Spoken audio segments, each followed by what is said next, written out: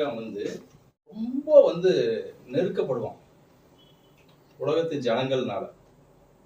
எதனால அப்படின்னா, தனக்கு பிள்ளை இல்லை.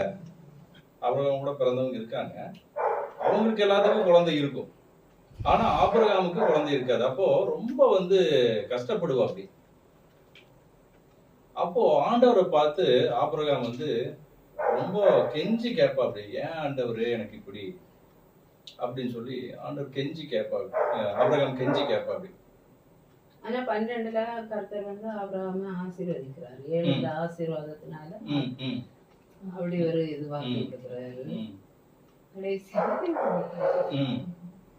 ஆசீர்வதிச்சாரு, எல்லாத்தையும் ஆசீர்வதிச்சாரு. சொத்து பத்துல, நிலம், குளம் எல்லாத்திலையும் ஆசீர்வதிச்சாரு. பட் ஆனா குழந்தை பாக்கியத்தை மட்டும் கட் பண்றாரு. இது எதனால அப்படின்னு சொன்னா, ஒரு வசனம் இப்ப கூட நான் பார்த்தேன். ஆண்டவருடைய ஆதியாகமத்துல தான் வருது அந்த வசனம்.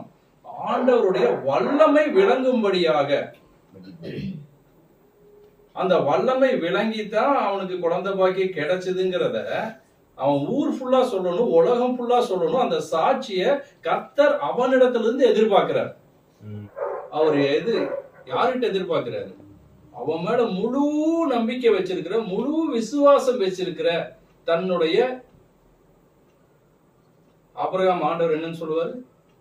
சிநேகிதனே அப்படின்னு. தன்னுடைய நண்பன் கிட்ட அதை எதிர்பார்க்கிறார். அவன் என்னை முழுசா அவன் நம்புவான். அவன் மூலியமா அவன் 99 வயசுல குழந்தை பாக்கியத்தை பெற்றுக்கொண்டாங்கிறத உலகம் ஃபுல்லா அவன் சொல்லுவான்.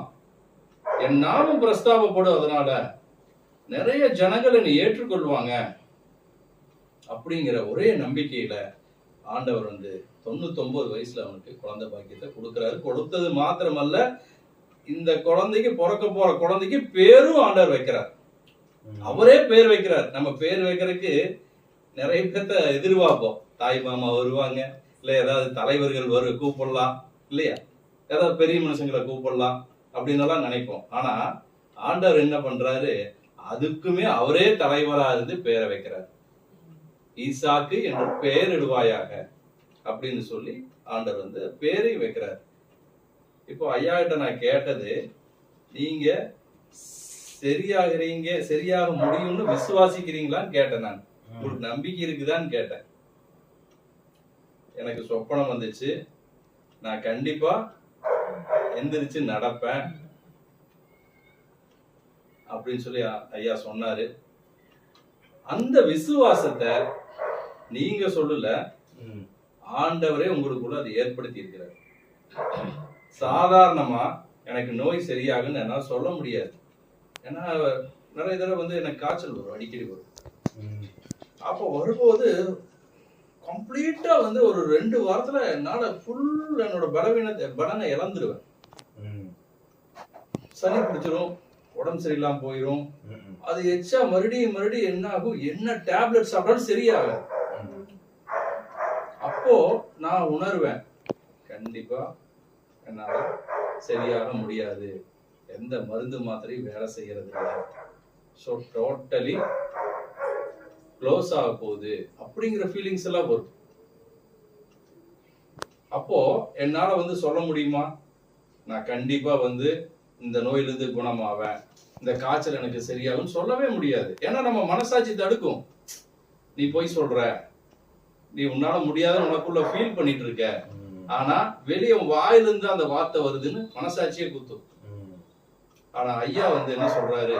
நான் கண்டிப்பா எந்திரிப்பேன், கண்டிப்பா நடப்பேன், கண்டிப்பா நான் வெளியே போவேன் அப்படிங்கிற சாட்சியை சொல்லியிருக்காரு. இந்த சாட்சிய ஆண்டவர் பாக்குறாங்க ஐயா. ஆண்டவருடைய வல்லமை உங்க மேல இப்ப இறங்க போகுது. சீக்கிரத்துல உங்க வேதனை நீங்க சுகமா இருக்க போறீங்க. கண்டிப்பா 12 வருஷ ஸ்திரீ இப்படிங்கிற மாயத்துல சொஸ்தமாக்க ஆண்டவர் ஆள முடியும்னா, அதே சொடக்கு போடுற நேரத்துல உங்களையும் ஆண்டவர் சொஸ்தமாக்க முடியும். கேப் ஃபில்அப் பண்ணுங்க. ஆண்டவருக்கும் உங்களுக்கும் இருக்கிற கேப்பை ஃபில்அப் பண்ணுங்க. இப்படியே உட்கார்ந்துட்டு டெய்லியும் பிரேயர் பண்ணுங்க, பைபிள் படிங்க, துதிப்பாட்டை பாடுங்க, யூடியூப் போடுங்க, துதிப்பாட்டை பாடுங்க.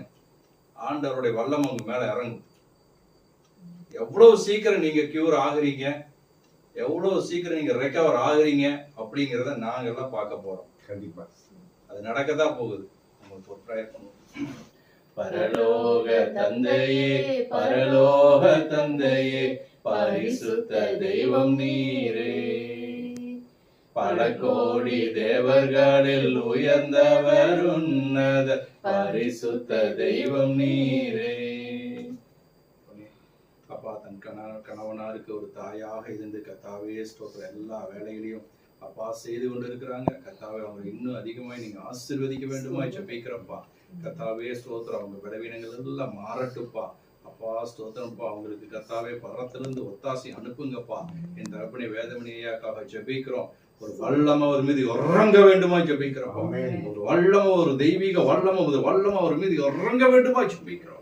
அந்த கரம் அவர் மீது இறங்க வேண்டுமா ஜெபிக்கிறோம். உயிரானவரே ஸ்தோத்திரம்ப்பா. அந்த உயிரற்ற அந்த பாகங்கள்ல இயேசுவின் வல்லமை இப்பொழுது நாங்க அனுப்புகிறோம்.